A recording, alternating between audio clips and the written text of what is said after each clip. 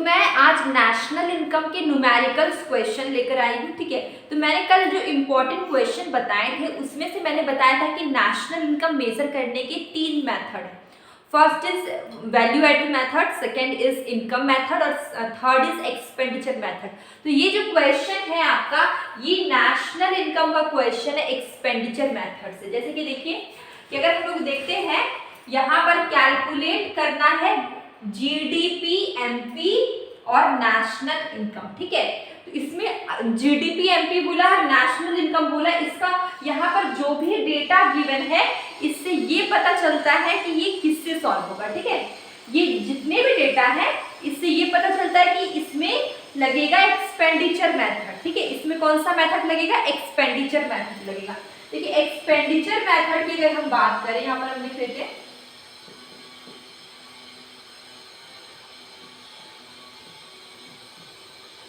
Expenditure method का यहाँ पे डेटा गिवन, जैसे कि यहाँ पे गिवन है private final consumption expenditure, government final consumption expenditure, gross domestic capital formation और नेट एक्सपोर्ट। ये चारों चीज चाहिए आपको जीडीपी एमपी निकालने के लिए, जीडीपी एमपी निकालने के लिए। ठीक है, आपको क्या क्या चाहिए? सबसे पहले आपको ये वाला चाहिए, ठीक है, ये वाला चाहिए। ठीक है, इसका फॉर्मूला मैंने अलग से करवाया है एक वीडियो में, आपको अगर फॉर्मूला नहीं मालूम तो आप फॉर्मूला देख सकते हैं। ठीक है, तो सबसे पहला है आपका प्राइवेट फाइनल कंजम्पशन एक्सपेंडिचर। मैं शॉर्टकट में लिख रही हूँ क्योंकि यहाँ पे स्पेस कम है। ठीक है, तो ये कौन सा है वैल्यू है? ये वाला, सेकेंड वाला। उसके बाद प्लस का साइन, यहाँ पर हम लिखेंगे गवर्नमेंट फाइनल कंजम्पशन एक्सपेंडिचर, ये सेकेंड वाला। ठीक है, उसके बाद हम लिखेंगे यहाँ पे ग्रॉस डोमेस्टिक कैपिटल फॉर्मेशन, जिसको हम लिखते हैं ग्रॉस जी डोमेस्टिक कैपिटल फॉर्मेशन, ये हो गया। प्लस का साइन, नेट एक्सपोर्ट्स। ठीक है, कितना है नेट एक्सपोर्ट्स आपका? 500, यहाँ पे लिख देते हैं नेट एक्सपोर्ट्स। अब ये सब का वैल्यू को आपको प्लस करना होगा, वैल्यू आप लिख लीजिए यहाँ पे। वैल्यू आपको क्या आएगा? प्राइवेट फाइनल कंजम्पशन एक्सपेंडिचर कितना है? 3500। ठीक है, यहाँ पे देखिए 3500 और गवर्नमेंट फाइनल कितना है? 4000, यहाँ पे लिखो प्लस 4000 प्लस का साइन। उसके बाद है ग्रॉस डोमेस्टिक कैपिटल फॉर्मेशन जो कि आपका है 1100 प्लस का साइन, नेट एक्सपोर्ट। ठीक है, नेट एक्सपोर्ट कितना है आपका? 500। ठीक है, 500। अब यहाँ पे प्लस का साइन होगा, प्लस का साइन 500। अब ये जितना भी वैल्यू है, ठीक है, सबको आपको क्या करना होगा? प्लस करना होगा। सबको प्लस करेंगे तो कुछ आपका वैल्यू आ जाएगा 900 कुछ इतना। ठीक है, इतना वैल्यू आपका आ गया। तो ये आपको कितना आया?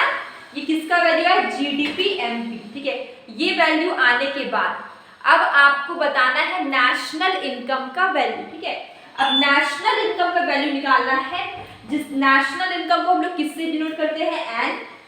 एनएनपीएफसी से। ठीक है, एनएनपीएफसी से। अब आपको कंपैरिजन करना होगा, तो आप यहाँ पे कंपैरिजन कर सकते हैं। यहाँ पर मैं थोड़ा सा इसको ऊपर करके लिख देती हूँ, स्पेस कम हो गया है। यहाँ पे हम लिख देते इक्वल टू। ठीक है, अब आप कंपैरिजन करेंगे, जैसे कि यहाँ पे क्या है? जीडीपी एमपी हम निकाल चुके हैं, आपको निकालना क्या है? National income. तो आप यहाँ पे निकालिए NNPFC is equal to GDP MP. देखिए NNPFC equal to GDP MP. ठीक है, यहाँ पे देखिए क्या है? नेट है, यहाँ पे क्या है? ग्रॉस है। मैंने सिखाया है ग्रॉस है मतलब कि माइनस का साइन, डेप्रिसिएशन, ये हो गया। अब यहाँ पे है नेशनल, यहाँ पे है डोमेस्टिक। डोमेस्टिक है तो क्या हो जाएगा आपका? डोमेस्टिक मतलब कि प्लस का sign, net factor income from abroad. ठीक है, अब यहाँ पे फैक्टर कॉस्ट है और यहाँ पर है मार्केट प्राइस। मार्केट प्राइस मतलब माइनस नेट इनडायरेक्ट टैक्स। ठीक है, सारा वैल्यू आप लोग लिख चुके हैं। अब आप लोग क्या करेंगे? सिंपल आप वैल्यू लिख के इसको सॉल्व कर देंगे, ठीक है। जैसे कि हम बात कर रहे हैं जीडीपी एमपी का वैल्यू कितना आया था, यहाँ पे हम लोग निकाल चुके जीडीपी एमपी हम लोग निकाल चुके हैं 9100। यहाँ पे हम लिख लेते हैं माइनस का साइन डेप्रिसिएशन कितना है हम लोग यहाँ पे देखते हैं। डेप्रिसिएशन कहीं है, डेप्रिसिएशन देखिए कंजम्पशन ऑफ फिक्स्ड कैपिटल को भी हम लोग डेप्रिसिएशन ही बोलते हैं। डेप्रिसिएशन का अनदर नेम की अगर हम बात करें तो वो है आपका कंजम्पशन ऑफ फिक्स्ड कैपिटल। तो डेप्रिसिएशन कितना है 120 आया, ठीक है। उसके बाद प्लस का sign net factor income from abroad, ठीक है। ये वाला value net factor income from abroad कितना है 100 है, 100 माइनस नेट इनडायरेक्ट टैक्सेस कितना आ जाएगा आपका 300। देखिए यहाँ पे नेट इनडायरेक्ट टैक्स कितना आपका 300 है, ये हो गया आपका 300। अब आप इन सबको सॉल्व करिए, ठीक है, और उसके बाद यहाँ पर माइनस कर दीजिए। तो आपका वैल्यू कितना आएगा आप हमें जल्दी कमेंट बॉक्स में बताइए। इस सबको सॉल्व करके इसका वैल्यू आएगा 8780। ये आपका क्या है, ये वाला वैल्यू आपका एनएनपीएफसी नेशनल इनकम आया 8780। और ये जो वैल्यू था आपका जीडीपी एमपी वो आया 9100, ठीक है। तो इसमें हम लोग ने दोनों चीज निकाले, जीडीपी एमपी यहाँ पे GDP MP and national income दोनों का वैल्यू आगे। तो इस तरीके से आपको एग्जाम में इस तरीके क्वेश्चंस आपको लॉन्ग क्वेश्चन में पूछे जाएंगे। क्लास 12 के लिए बहुत ज्यादा इंपॉर्टेंट है। क्वेश्चंस है, मैंने एक न्यूमेरिकल प्रैक्टिस करवाया अभी और उसके बाद मैंने कुछ क्वेश्चंस ले लिए एमसीक्यूज के जो कि नेशनल इनकम के, ठीक है। नेशनल इनकम के एमसीक्यूज भी आ सकते हैं, न्यूमेरिकल लॉन्ग टाइप के क्वेश्चंस आ सकते हैं और डिफरेंस वाले क्वेश्चंस भी आ सकते हैं, ठीक है। तो देखिए यहाँ पर क्वेश्चन ये कि नेशनल इनकम इंक्लूड्स, ठीक है। अगर आपने पूरा चैप्टर नेशनल इनकम का पढ़ा है तो आप ये क्वेश्चंस बहुत ही इजीली कर पाएंगे, ठीक है। देखिए क्वेश्चन ये है national income includes, national income क्या इंक्लूड करता है, ट्रांसफर इनकम इंक्लूड करता है या फैक्टर इनकम इंक्लूड करता है, या दोनों इंक्लूड करता है या दोनों में से कोई इंक्लूड नहीं करता है। तो अगर हम बात करें नेशनल इनकम इंक्लूड करता है, वो ट्रांसफर इनकम को इंक्लूड नहीं करता है, ठीक है। अगर वो फैक्टर इनकम को इंक्लूड करता है, ठीक है। तो इसका आंसर अगर हम देखा जाए तो इसका आंसर हो जाएगा। अब सेकेंड क्वेश्चन ये है कि which of the following sector comes under the category of territory sector, या आप उसको कुछ भी बोल सकते हैं, ठीक है। तो आपको बताया कौन आता है इस कैटेगरी में, प्राइमरी सेक्टर आता है या सेकेंडरी आता है या सर्विस सेक्टर आता है। तो इस सेक्टर की बात करें, इस सेक्टर में आता है आपका सर्विस सेक्टर, ठीक है। सर्विस सेक्टर जो भी है वो सारे इस सेक्टर में आते हैं। प्राइमरी सेक्टर में आपका एग्रीकल्चर आ जाएगा, इंडस्ट्रीज वगैरह जो भी है, प्रोडक्शन वगैरह वो सारा आता है सेकेंडरी सेक्टर में। सर्विस सेक्टर आता है इस सेक्टर में, ठीक है। इसका आंसर की अगर हम बात करें, इसका आंसर हो जाएगा सी, इसका आंसर सी। अब ये जो क्वेश्चन है ये थोड़ा दिमाग लगाने वाला क्वेश्चन, ठीक है।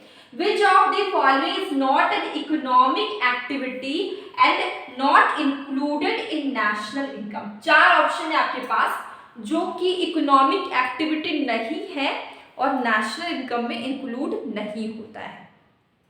तो आपने ये चैप्टर पढ़ा है नेशनल इनकम, आपने पढ़ा है कि कौन सी चीजें हैं जो नेशनल इनकम में इंक्लूड होती है, कौन से एक्टिविटीज है जो कि नेशनल इनकम में इंक्लूड होती है और कौन सी एक्टिविटी नहीं होती है इंक्लूड, ठीक है।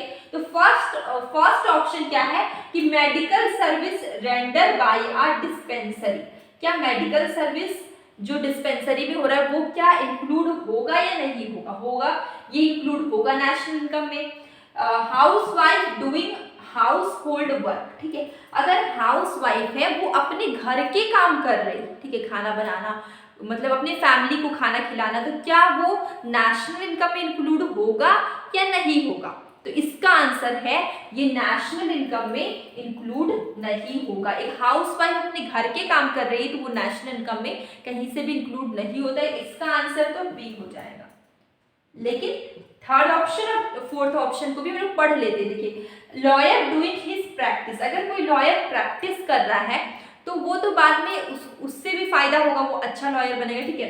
तो इससे नेशनल इनकम में इंक्लूड होगा, ठीक है। A maid working full time with a family, ठीक है, तो मेड काम कर रही है वो भी इंक्लूड होगा, लेकिन यहाँ पे हाउस वाइफ जो काम कर रही है वो नेशनल इनकम में इंक्लूड नहीं होता है। इस टाइप के जो क्वेश्चंस है नेशनल इनकम के, इसको आपको बहुत ज़्यादा प्रैक्टिस करवाना है। मैं डेली जितना हो पाएगा उतना मैं प्रैक्टिस करवाते रहूँगी। और पूरा मैक्रो इकोनॉमिक्स को हमको, पूरे इकोनॉमिक्स को, इंडियन इकोनॉमिक्स भी मैक्रो इकोनॉमिक्स भी, दोनों को भी हम लोग को बहुत अच्छे से पढ़ना है, मन लगा के पढ़ना है। और अगर आपको किसी भी प्रकार का अगर डाउट है क्लास 12 के स्टूडेंट से तो प्लीज़ मुझे कमेंट बॉक्स में ज़रूर बताइएगा। और अब हम लोग मिलेंगे कल एक न्यू वीडियो के साथ।